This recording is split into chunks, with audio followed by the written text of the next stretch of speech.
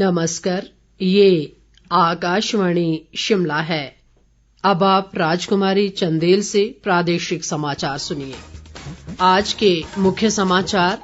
प्रधानमंत्री नरेंद्र मोदी ने कहा, केंद्र सरकार पंचायती राज प्रणाली की मजबूती पर दे रही है बल। सरकारी विभागों के कामकाज में पारदर्शिता व दक्षता लाने के लिए इस वर्ष 1 जुलाई से ई ऑफिस प्रणाली शुरू करेगी प्रदेश सरकार। राज्य सरकार ने प्रशासनिक फेरबदल करते हुए 32 IAS व HAS अधिकारियों के तबादला आदेश किए जारी। और खेल मंत्री विक्रमादित्य सिंह ने कहा, देश के विकास में युवाओं की अहम भूमिका। प्रदेश में खेलों के विकास के लिए आधारभूत ढांचा होगा विकसित। अब समाचार विस्तार से। प्रधानमंत्री नरेंद्र मोदी ने कहा है कि वर्ष 2014 के बाद पंचायतों के लिए आवंटित बजट बढ़ाकर 2 लाख करोड़ रुपए से अधिक कर दिया गया है। पहले इस मद में आवंटन 70,000 करोड़ रुपए से भी कम था।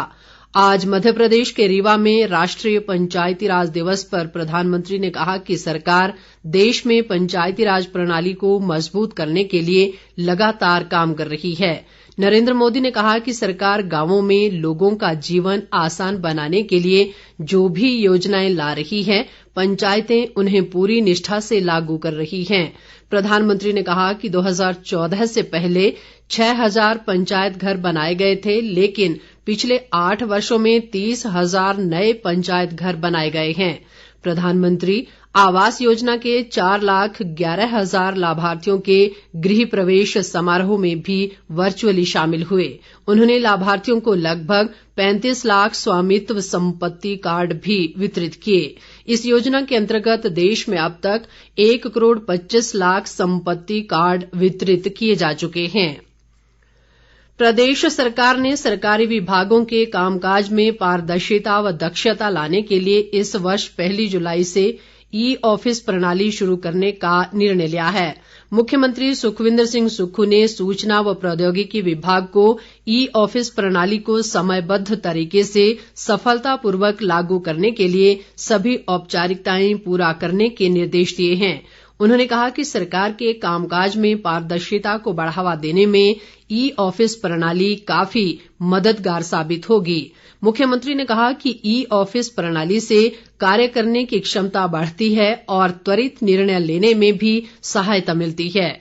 वर्तमान में प्रदेश में 24 निदेशालयों, 4 उपायुक्त कार्यालयों और 1 पुलिस अधीक्षक कार्यालय सहित 3 क्षेत्रीय कार्यालयों में ई ऑफिस प्रणाली के माध्यम से कार्य किया जा रहा है। मुख्यमंत्री सुखविंदर सिंह सुक्खू ने इंग्लैंड में बसे प्रवासी हिमाचलियों से राज्य में पर्यटन और अन्य क्षेत्रों में निवेश को प्रोत्साहित करने का आग्रह किया है। मुख्यमंत्री इंग्लैंड स्थित ब्रिटिश हिमाचल सोसाइटी के प्रतिनिधियों के साथ वीडियो कॉन्फ्रेंसिंग के माध्यम से बातचीत कर रहे थे।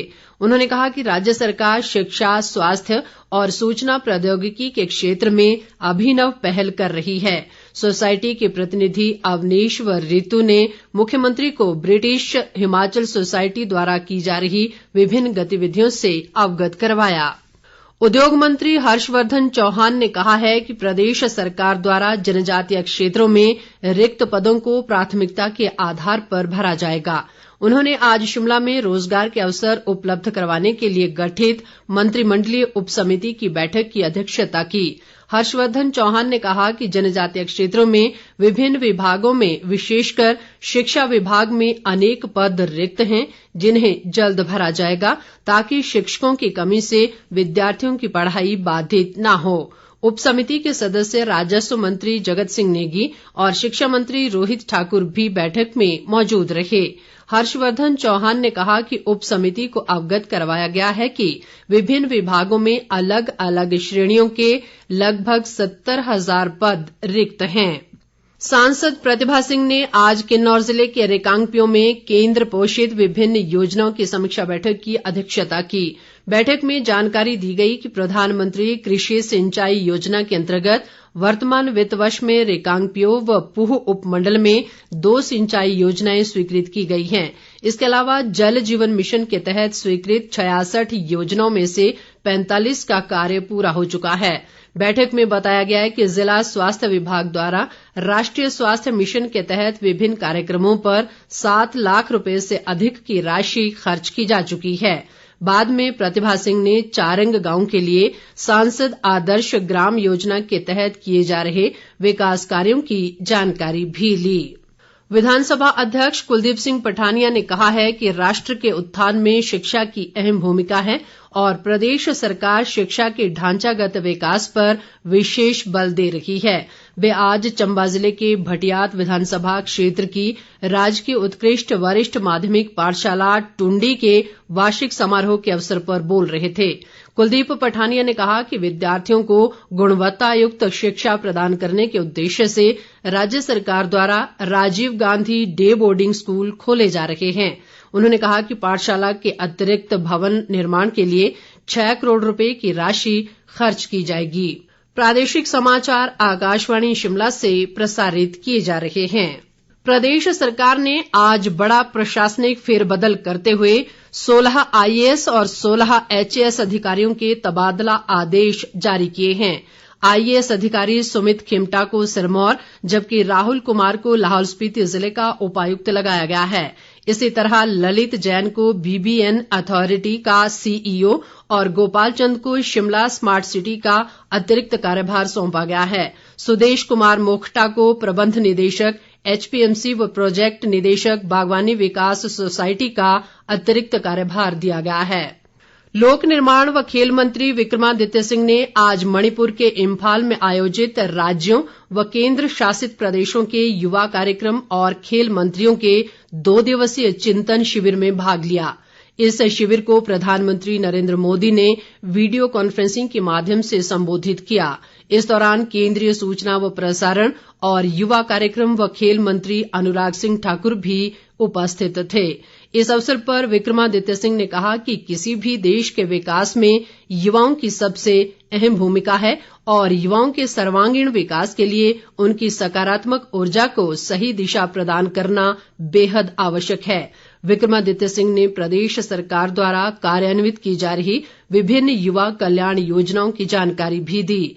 उन्होंने कहा कि प्रदेश में खेलों के विकास के लिए आधारभूत ढांचे को सुदृढ़ करने के लिए ठोस प्रयास किए जा रहे हैं। शिविर के दौरान प्रतिभागी राष्ट्र निर्माण और भारत को विश्व की सबसे बड़ी खेल शक्तियों में से एक बनाने के संबंध में विचार विमर्श करेंगे।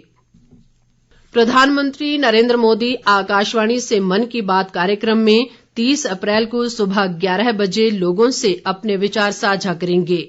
इस कार्यक्रम की ये 100वीं कड़ी होगी। प्रधानमंत्री ने लोगों से इस कार्यक्रम के लिए अपने सुझाव भेजने का आग्रह किया है।